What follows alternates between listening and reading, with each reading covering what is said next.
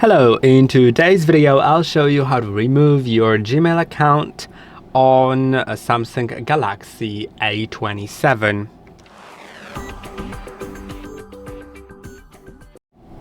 If you would like to sign out of your Gmail or Google account, you can do it very simply by going to the settings, then scrolling down to Accounts and Backup, Manage Accounts, and then find the Google account that you'd like to sign out of.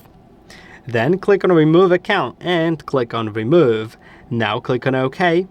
And you may need to verify with your fingerprint, or I'll do the screen lock. Now it's removed. The meat would also appear in a moment. And I hope that this video was helpful. Don't forget to like and subscribe, and I'll see you in the next one.